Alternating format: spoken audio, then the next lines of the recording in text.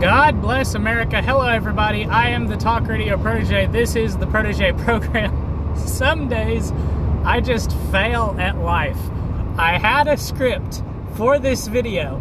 I typed it up and printed it off, and I was gonna bring it with me and read it for this video, and I left it at the office. Dadgummit. I thought it was pretty decent as well. I guess I'll just have to go without. Oh, I apologize for doing what I did, for being unprepared for this video. I meant for it to be a lot more structured, but instead you're just going to get the bits and pieces that I can remember. Hopefully I can remember most of it. It's not going to be as smooth as it was if I was reading it off a page, but at least I'm going to show you show you and tell you where I'm getting this information from. So we had a pretty tragic weekend last weekend, Saturday and Sunday. First of all, John McCain, senator from Arizona, passed away on Saturday. He succumbed to the brain cancer that he's been fighting for the past few months. Certainly, any time when a person passes away from health complications, it is a tragedy.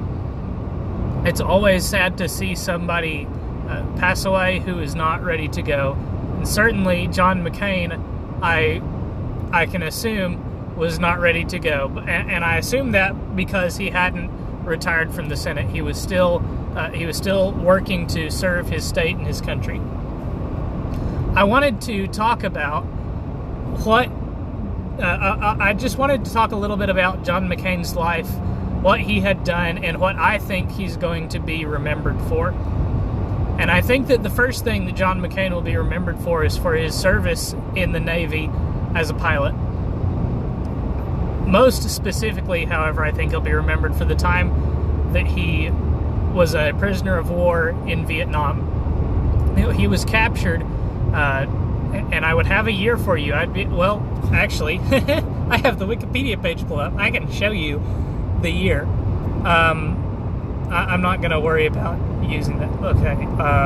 Early life and military career.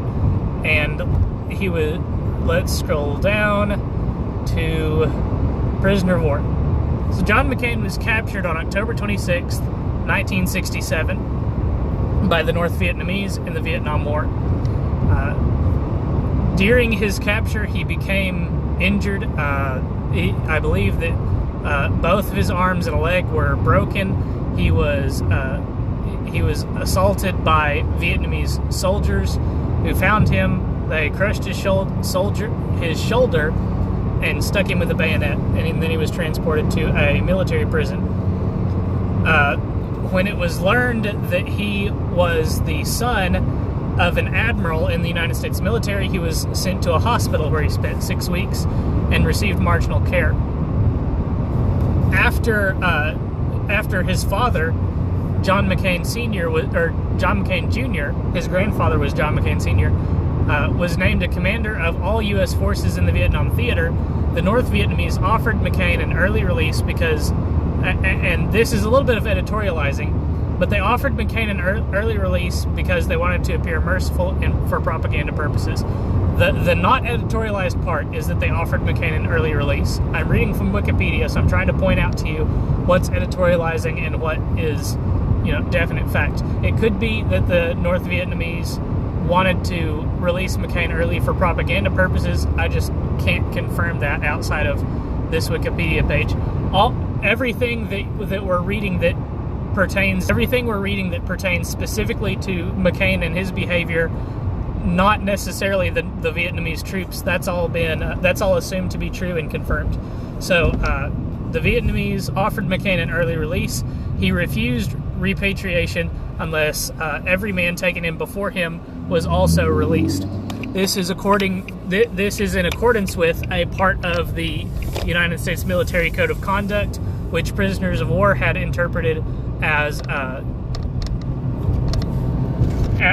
refusing to be allowed to be released before soldiers who were captured before you. So John McCain was captured in 1967. He was offered early release in 1968.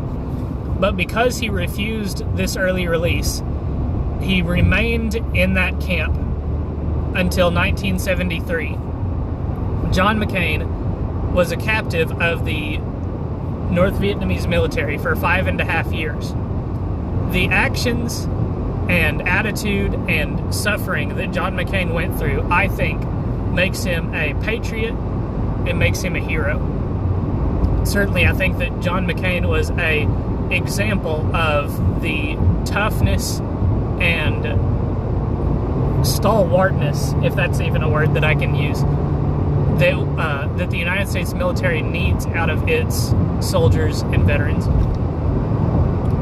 I think that, I had only heard in passing about John McCain's military experience before I read this Wikipedia entry.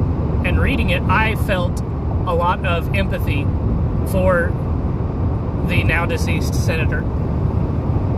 And I regretted thinking my initial reaction when I heard that McCain had passed. But we'll not speak ill of the dead in this video. So, moving on, after McCain had been released, he returned home and he began to pursue public life in terms of serving in Congress. He was elected to the House of Representatives in 1982, and shortly after was elected to the Senate. He served in the Senate for five terms and some change, and he campaigned to be the president in 2000 and 2008. It was in his time in the Senate that John McCain earned the moniker of Maverick.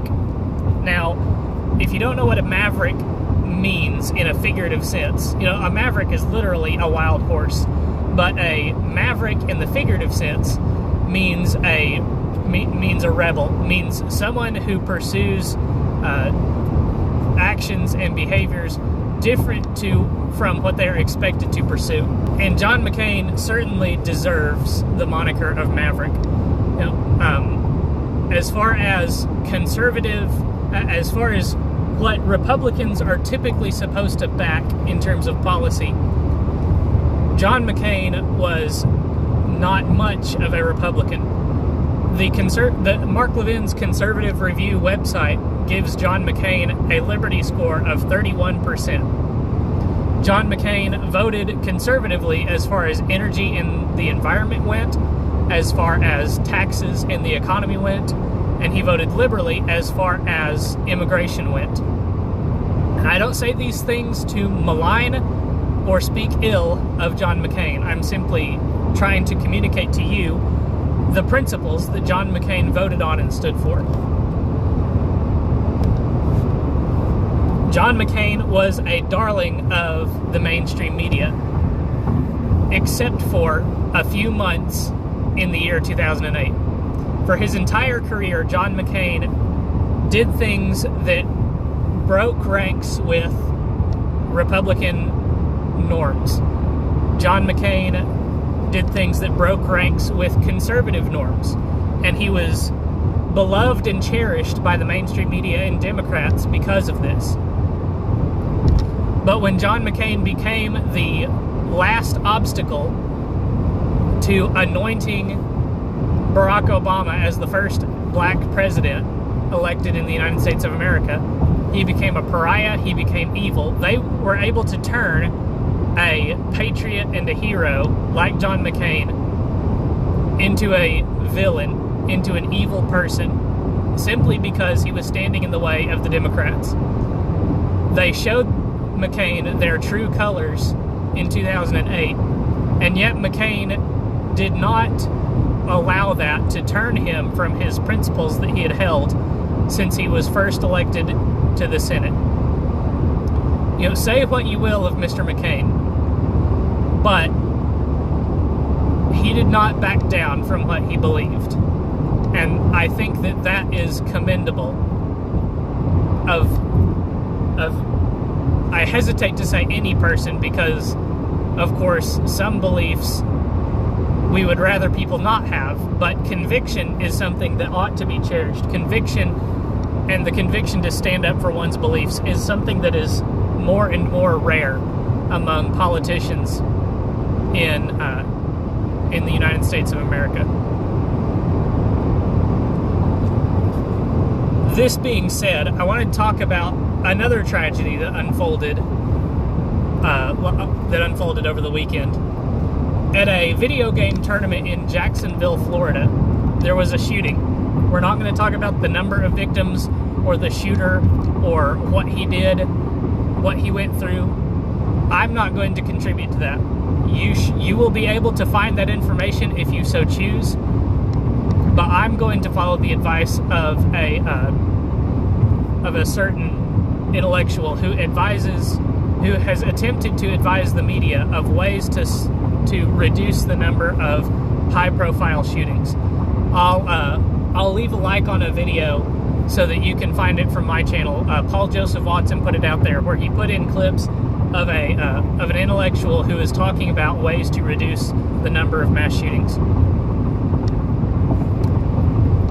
A lot of people in the media have already pivoted to their favorite pet topics and talking points as far as this shooting goes. Now, I have not seen it yet, but I have no doubt that some in the gaming press will point to this issue and say, this is why gamers are dead. This is why toxic masculinity needs to be purged from video games. In the wider portion of the left, people are already talking about gun control and what we need to do to stop the ownership and possession of guns.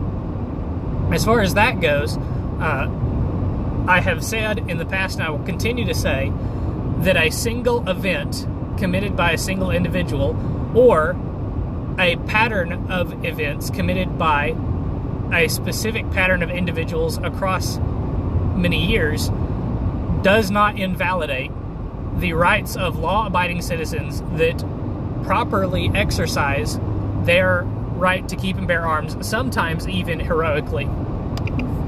I refuse to yield that criminals committing crimes, abusing their rights up to the point that they commit those crimes, should invalidate the rights of law-abiding citizens. I don't believe that this shooting is indicative of behaviors within video gaming as a culture, even though that culture is highly competitive. One article that I have seen headlined so far, I believe that headline is available to you in this Google page. Let's see if it's in here somewhere. No, I don't see it, but the headline said, the headline was talking about the hyper-competitive nature of the gaming industry. Maybe if I scroll down a little bit farther, I can find that. Yeah, I'm not seeing it. I'm not seeing that headline that I was looking for, but video games have been a competitive environment, and professional competitive video games have been a thing for at least a decade, probably getting close to 2. 1998 seems a little bit early for competitive video games, but I wouldn't be surprised if competitive video gaming was a circuit that was alive in 1998. And this is the first time, at least that I have heard of, where a gamer took a gun and went to a video game event and shot up the place. So no, I do not believe that this event is indicative of video gamers and their violent tendencies. That's not even including the fact that the game that was being played was a sports simulation. It was not a war game or anything like that. Now, the video would be very dark if I left it there, but there is one ray of sunshine that I think that we can look to, and it comes from today's news. The United States has apparently struck a trade deal, or at the very least secured further negotiations specifically with Mexico, independent of NAFTA. And as a result of this news, the Dow jumped 250 points. The NASDAQ hit 8,000 for the first time ever. I think it's NASDAQ. It might have been S&P, but I'm pretty sure it's NASDAQ. Hit 8,000 points for the first time ever. Maybe Trump's trade policy is finally going to pay off. Maybe his tough rhetoric concerning leaving trade agreements, concerning or encouraging other nations to enter into sole trade agreements with the United States of America, maybe that's going to pay off. We're going to have to wait and see, but maybe it's going to pay off. In addition to this, Jared Kushner, Trump's son-in-law and one of his foreign policy advisors, is being praised for orchestrating coming to this point in the negotiations with Mexico. And I, for one, was skeptical of Jared Kushner being an advisor to Donald Trump. Now, Jared Kushner with Ivanka are probably the most liberal advisors of the presidents. But it seems that as long as we can keep them away from advising the president into doing things that are bad for this country, that are liberal in nature, then they will be strong assets as Trump continues to push his agenda. That's going to do it for this video. Again, I did a lot more work than this, than I presented for this video. I promise you I did. But let me know if you enjoyed this video. Leave a like if you did. Hit subscribe and hit the bell for notifications so that you don't miss future videos. Make sure that you leave a comment down below. Let me know what your thoughts are concerning these events and this news. I hope that you'll come back and join me next time. Until then, good night and God bless.